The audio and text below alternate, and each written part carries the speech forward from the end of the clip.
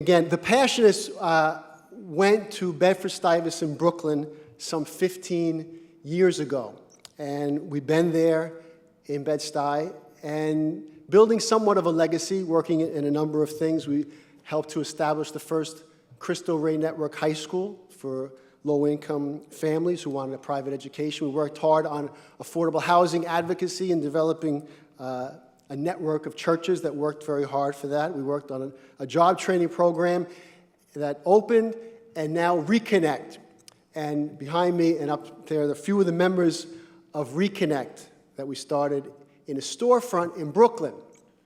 Now, in New York City, there are upwards of 250,000 what we call disconnected youth.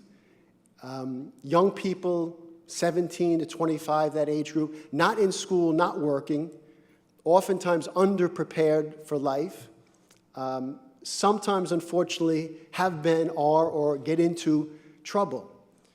And the Reconnect, we started it in Brooklyn as a kind of a grassroots, a street-level way of trying to connect that would have as little, kind of what Father Bob was saying, just trying to say that we can be there for one another. Not a lot of red tape, not a lot of obstacles, but just to be there and to connect with one another and try to figure things out in a different way. So we do three things, basically. We work on entrepreneurial business industries. So in 4 weeks, we're going to open up a for-profit cafe in our storefront in Brooklyn. We're going to have excellent coffee, juicing, baked goods that these guys will bake, and you're all invited to the grand opening on December the 12th. If you eat anything that these guys make, you're in a lot of trouble. However, they will make it. We have markets, we have produce markets. We're opening up a commercial kitchen with a great gift of the Passionists they gave us from the Riverdale Retreat House. That'll be built in Riverdale Retreat House. And that will be put up in Brooklyn, and it'll become a training site. And it'll become a place for us to bake and make, and hopefully someday maybe be a catering business. We work on education, and we work on advocacy to become leaders in the community. So what do? We try to create a different culture, a different option on the streets of Bedford-Stuyvesant, Brooklyn. So literally, in front of our storefront, you can have 3 or 4 guys selling fresh fruits and vegetables, and 100 feet away, you can have 3 or 4 guys selling something else.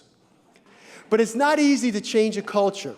It's not easy to think differently about ourselves, and it's sometimes not easy to get others to think differently about us. But we do it, and we do it on the street, and these guys do it, and it's a lot of fun. And the Passionists have really supported it and made it happen, and you all have done that. And I want to introduce now the Associate Director of Reconnect, Efren Hernandez, who's going to offer a couple of words. And I've known Efren, as he'll mention in his words tonight, since he's 13 years old. And the one thing about Efren, since he's been a little kid, always had a smile on his face, and he was always moving. Always moving. Sometimes with a basketball in his hand, sometimes with always moving and always smiling.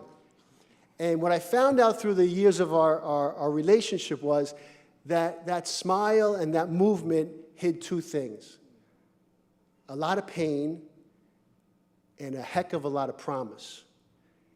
And those 2 things that Reconnect, he is leader, and with the guys, we wrestle with those 2 things, right? Naming our pain and being willing to struggle with it, but engaging again our promise and finding enough support together to make things happen so that life does change.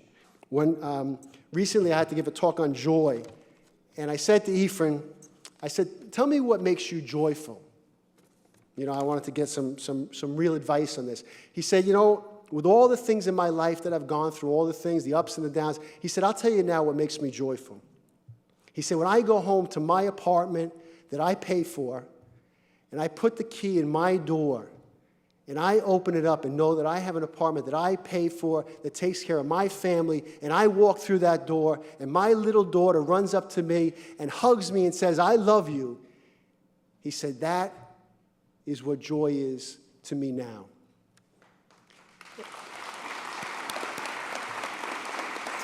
And I said, how long does that joy last? And he said, it lasts until my wife starts talking to me. So, the Associate Director of Reconnect and a great man, Efren Hernandez.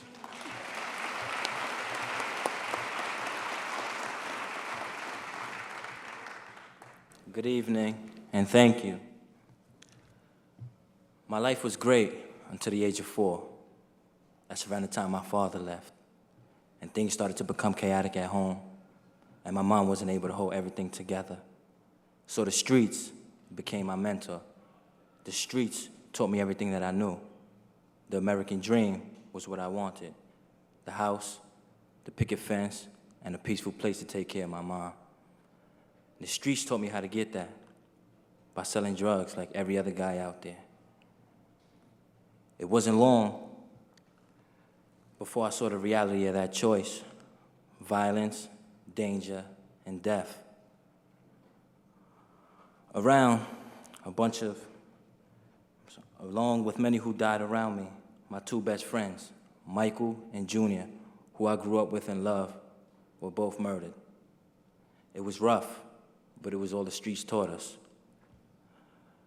A few years before my 2 best friends passed away, they introduced me to Father Jim, who ran a basketball program.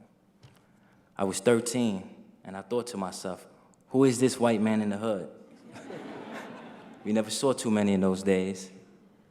But over the course of the years, and as our relationship strengthened, I realized that Father Jim was a blessing for me, not only as a mentor, but as a father figure.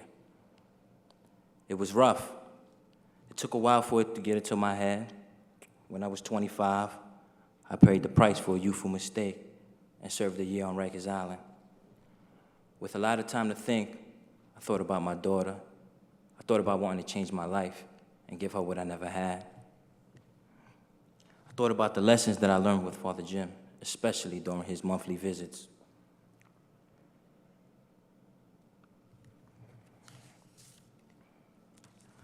After a year away in prison, I was dropped off by a bus on a dark Queens corner, and it was Father Jim who was there to pick me up.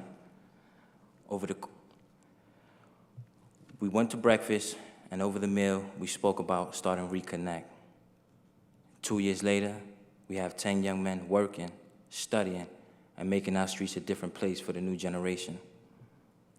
It's not everything, but at least it offers a place that didn't exist when I grew up. I'm still amazed at how many people come up to me every day and tell me how proud they are of what I'm doing, from old ladies to drug dealers, but it all still goes on. Last month, as we were selling produce in front of our storefront, at 2:30 in the afternoon, school was letting out, and a young 17-year-old kid was shot to death by 3 other young men.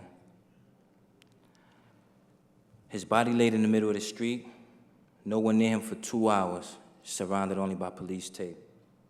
No one even knew his name, no one even cried for him. We stood outside our storefront in silence and remembered on why we need to reconnect. The next day, I passed a young guy I knew on another corner, and he was doing the same thing I spent too many years doing. He was running the streets and learning the quick and deadly lessons I've learned. This time, I stopped and talked to him. I brought him to get something to eat, and I told him about Reconnect and what we're trying to do, and that we would pay him to stop doing whatever he was doing. I told him about my story and how I learned the hard way. The young guy eventually joined us and still is working and preparing for college. That's a good ending, but not too many end that way. So I guess what I learned from Father Jim is that God doesn't only spend time in churches, but God also searches for us on street corners and in dark places.